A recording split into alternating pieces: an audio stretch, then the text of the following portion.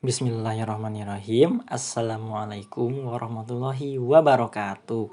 Apa kabar anak-anak Paimai Cang Solihah? Berjumpa lagi dengan Bapak ya. Hari ini kita akan belajar tentang penyebab terjadinya penjajahan di Indonesia ya. Di buku berada di halaman 110. Boleh dibuka bukunya sambil menyimak video ini. Oke? Tidak perlu berlama-lama lagi. Kalian simak dulu video ini ya. Cekidot. Penyebab terjadinya penjajahan di Indonesia.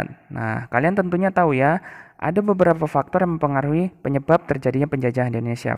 Mari kita bahas sama-sama ya. Faktor penyebab bangsa asing menjajah Indonesia. Yang pertama adalah faktor pendorong. Ya.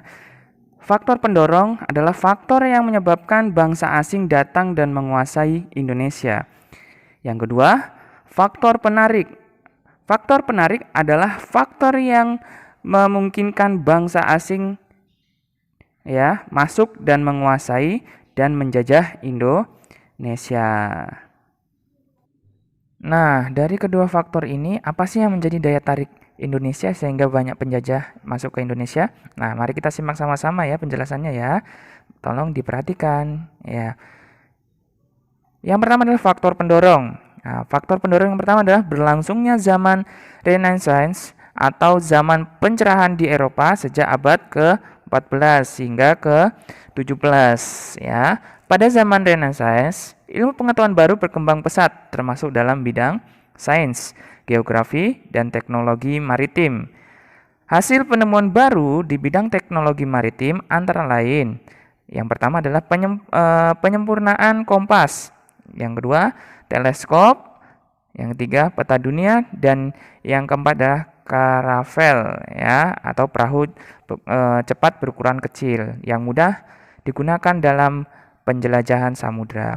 Nah, faktor pendorong yang kedua adalah berkembangnya teori heliosentris dari Nicholas ya dan Copernicus dan didukung oleh Galileo ya dan Galilei ya.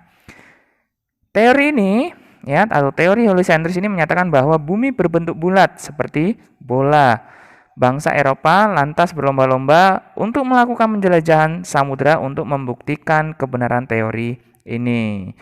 Nah, kemudian faktor pendorong yang ketiga adalah jatuhnya Konstantinopel ke tangan Turki Ottoman tahun 1453. Nah, Konstantinopel yang berada di Laut Tengah dulunya adalah pusat pemerintahan Romawi Timur ya.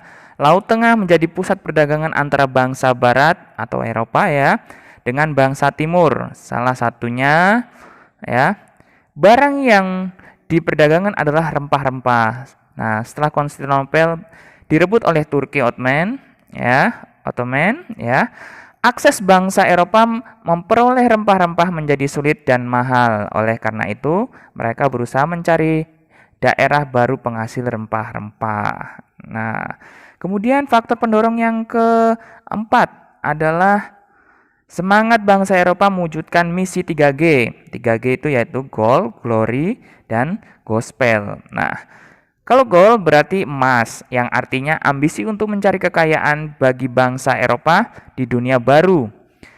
Glory artinya mencari kemuliaan dalam bidang sosial dan politik. Nah, salah satu caranya melalui penaklukan wilayah baru. Sedangkan gospel adalah misi untuk menyebarkan ajaran agama Nasrani di dunia baru. Nah, seperti itu nak ya.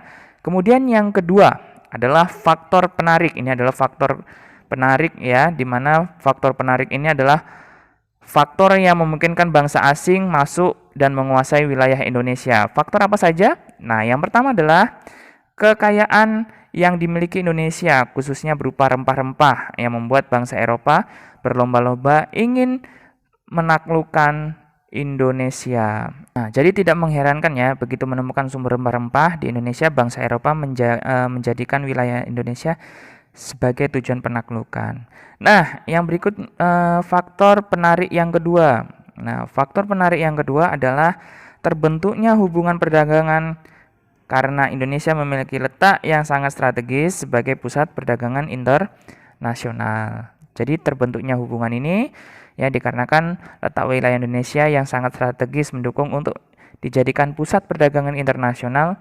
Kebanyakan rakyat dan kerajaan Nusantara juga bersifat ramah dan menyambut baik kedatangan bangsa asing.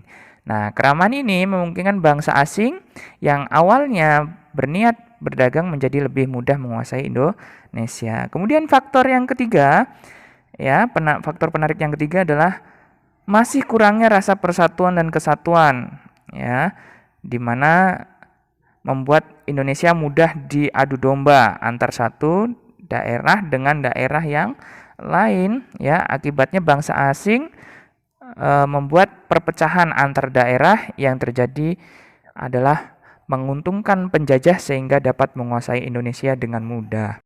Oke, sudah paham ya? Alhamdulillah, pembelajaran hari ini sudah selesai. Mohon maaf jika ada kesalahan dari Bapak. Tetap jaga kesehatannya. Wassalamualaikum warahmatullahi wabarakatuh.